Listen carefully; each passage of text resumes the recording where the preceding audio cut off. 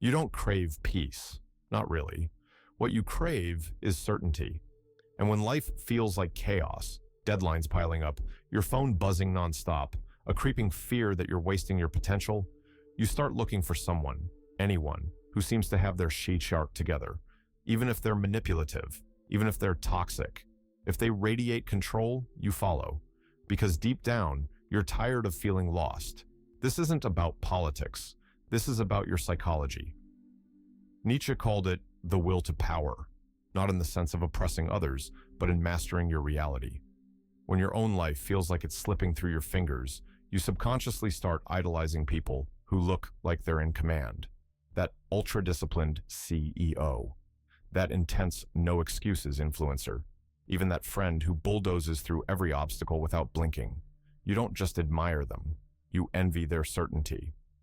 If you enjoy this type of content, don't forget to like and subscribe to the channel. But here's the trap. When you hand over your admiration to someone just because they appear powerful, you start outsourcing your strength. You stop asking hard questions. You stop thinking for yourself. You trade your potential for the illusion of safety. And slowly, you become more spectator than creator. Ever wonder why you keep watching those alpha mindset videos, even though they make you feel like crap? Or why you defend a boss or partner who clearly oversteps? Because they reflect what you feel you lack: control, clarity, direction. But here's the uncomfortable truth. No one can give you that. You either take the wheel of your life or someone else drives it for you, and they usually don't care where you end up. So ask yourself right now, who are you secretly trying to become by admiring someone else? And what would happen if you stopped watching and started building? Look around. Everyone's preaching empathy, humility, equality. Sounds noble, right? But then why do we secretly worship those who dominate? Why do we admire the ones who break rules, crush competition, and never apologize? Nietzsche saw through this contradiction over a century ago. He said we operate under two conflicting moral codes. One is what he called slave morality, the morality of the oppressed. It glorifies kindness, modesty, obedience.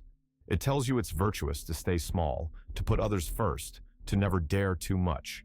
It whispers, don't stand out. Don't want too much. Be grateful with what you have. Then there's master morality, the code of the strong. It honors courage, ambition, power, and excellence. In this world, what's good is whatever shows strength, and what's bad is anything that reeks of weakness. It doesn't apologize for wanting more. It takes up space. Now, here's the kicker. Most people claim to live by one, but unconsciously admire the other. You tell yourself you value fairness, but you can't stop watching that arrogant entrepreneur who bends every rule and wins. You say humility matters, but your heart races when someone walks into the room like they own it. You feel the pull. That's the master morality inside you, suffocated but not dead. This isn't about becoming a tyrant. It's about realizing that you've been living under a set of rules that weren't designed for your growth. They were designed to keep you safe. But safety and greatness rarely live in the same room. So here's the question that'll sting a bit. Are your morals truly yours, or are they just a comfortable disguise for fear? Because until you choose your values consciously, you're still living someone else's script. And no one becomes powerful playing by rules they didn't write. You scroll past someone's win online and feel that punch in the gut. You tell yourself, they got lucky, or they probably cheated the system. But deep down, it's not about them. It's about you, feeling like you're stuck while others are moving. Nietzsche called this feeling resentment. It's not just jealousy, it's deeper. It's a quiet, burning rage that grows when you feel powerless for too long. And instead of facing that powerlessness, you flip the script. You start convincing yourself that power itself is evil, that success must be corrupt, that if someone's ahead, they probably cheated. This is how the mind protects itself from the pain of seeing your own potential rot. You begin moralizing your stagnation. You say, at least I have integrity, while secretly resenting those who took risks, made bold moves, or played the game differently. That resentment feels righteous, but it's a trap.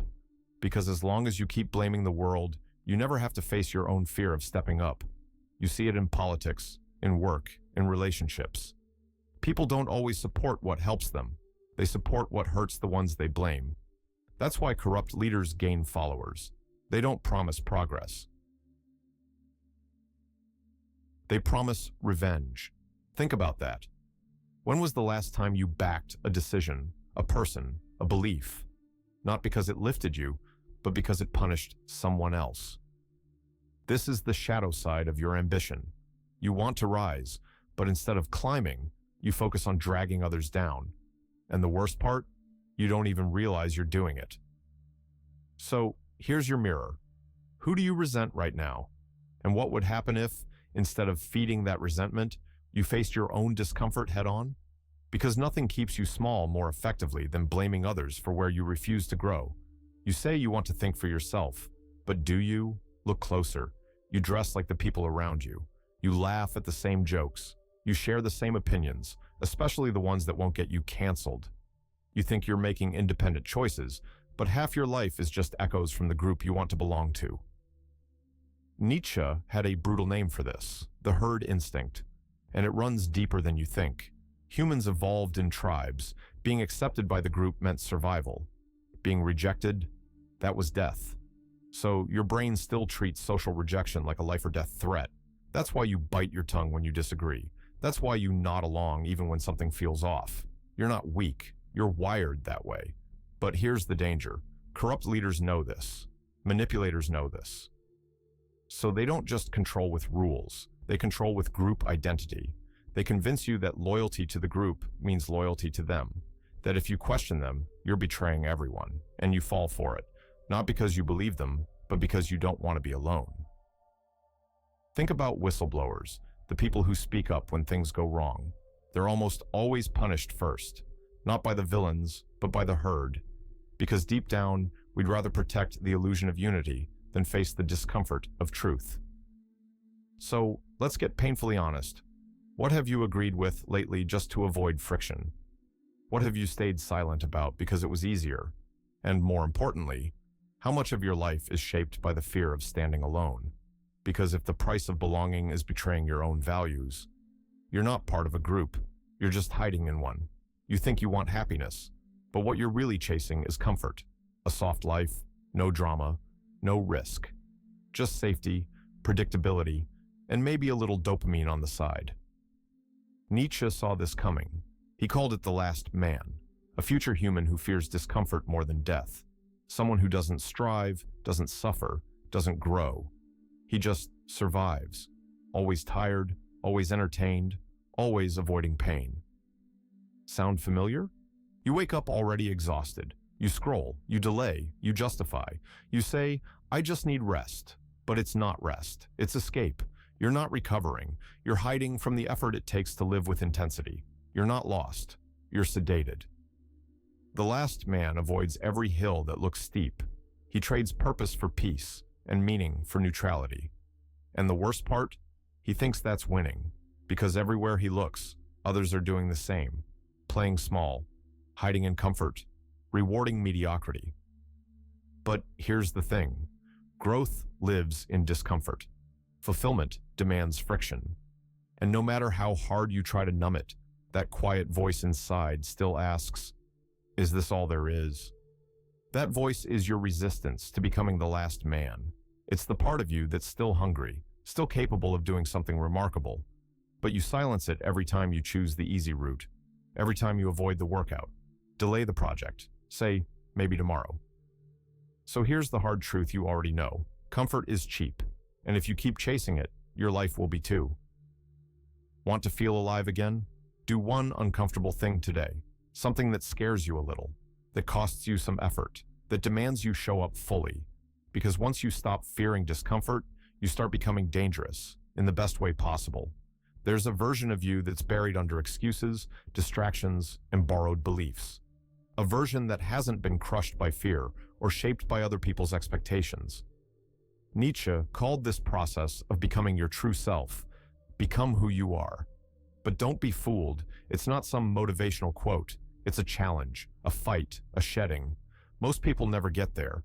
They stay camels, as Nietzsche described, carrying the burdens others gave them. Guilt, rules, opinions. Then some evolve into lions, roaring for freedom, rebelling, breaking chains. But few ever reach the third stage, the child, the one who creates, who chooses, who invents meaning from within. You want that freedom, but here's the uncomfortable part. Freedom means you're now responsible for everything. No one else to blame, no scripts to follow, no heroes to save you. And that terrifies you. It's why you cling to charismatic leaders, why you repeat what influencers say, why you hesitate to choose your own path. Because if you fail, there's no one left to point the finger at, just your own reflection. But there's power in that too, because once you accept that no one's coming to rescue you, you stop waiting, you stop consuming life and start creating it.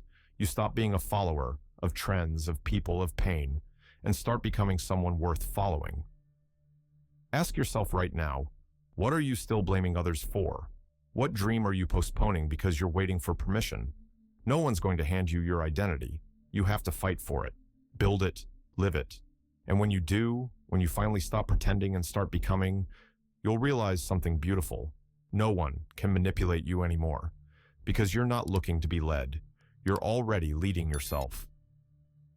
If you enjoyed the video, don't forget to like and subscribe.